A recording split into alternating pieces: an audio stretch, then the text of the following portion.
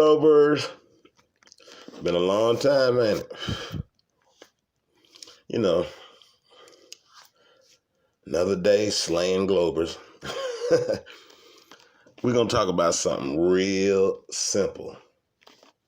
A simple compass. Now, the thing with these disingenuous Globers, they like to, well, can you tell us how come a compass works different when it's built in the southern hemisphere than it is when it's built in the north? Haha, I bet you flat earthers can't explain that one. Let's let GreaterSapien try and explain to you the problem for flat earth with how compasses actually work. Let's look at how a magnet would move if the earth was flat.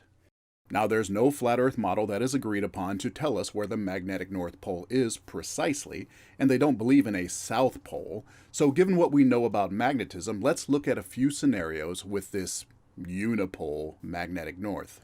First, let's consider magnetic north on a flat earth being just around the surface of the earth. How would the compass needle act? Well, the compass needle would point toward magnetic north, and as long as the compass was level and at the same altitude, the needle would stay level, as we can see in my diagram and in this simulated magnetic north. What if magnetic north on a flat earth was high up, like at the level of the sun, the moon, or the dome? As always, the needle would point toward the source, and thus would point up when nearer to the physical North Pole. And as it was moved farther south, the needle would drop back toward level, but never going below level.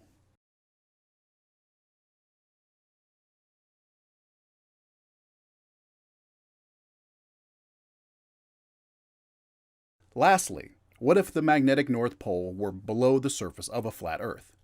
In that case, the opposite would happen. As the compass was taken farther north, it would point downward toward the magnetic pole, and as it was moved south, it would move back toward level, but never truly getting there.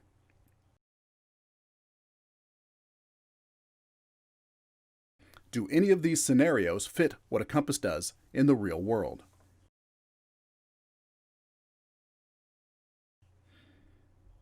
What about on a globe? Given the accepted understanding of the Earth and its magnetic pole, what would we expect to see from a compass? Well, given how the globe has two magnetic poles, the lines of the magnetic field go straight down at the North Pole and straight up at the South Pole, like this, forming this pattern. So the needle will point in line with the lines of magnetism, pointing up in the south and down in the north, like this.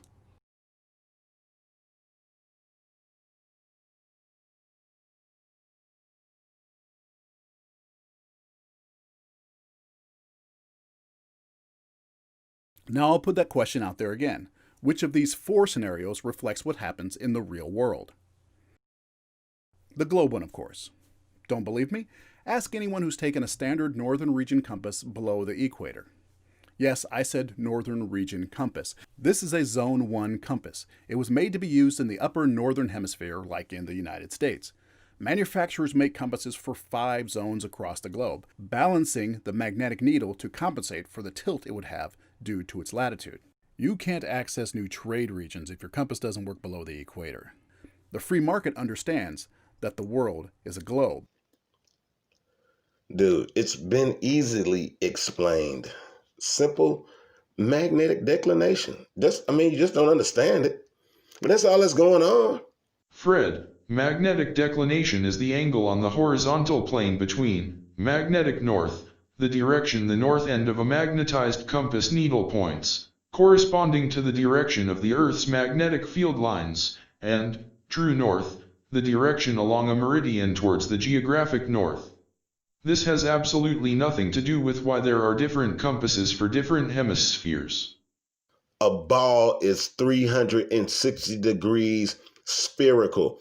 Period. I don't give a fuck how big the ball is. If you guys want to make the ball as big as you can fucking imagine and pretend that you're a small little microscope, it still would not look like a motherfucking flat surface. Is that true?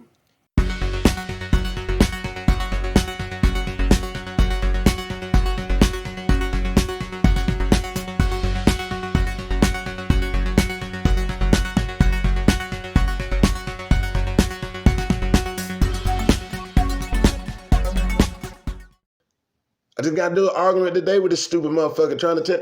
He's telling me all this bull. Well, Fred, why do objects weigh more at the equator than they do in this way? And I said, have you ever, show me your experiment of you testing that. I'm tired of this parrot indoctrinated bullshit that you globals just been regurgitating forever and ever and ever. None of you fucking fuckers have showed anything weighing more here than weighing more there. I don't give a fuck. Is that true? Okay, so there you can see it's 500.00 grams back at 32 south latitude. So the calibration has not changed. Now, what I hope to do tomorrow is do a similar measurement at a much further north latitude. Look at that, 499.44. So it's more than half a gram lighter because we're closer to the equator. Get the fuck out of here. I'm tired of you global. And one more thing before I get out of here. This gravity bullshit. I've been running globals off all week with this gravity shit. Just ask a global to show you one experiment he done himself to prove gravity.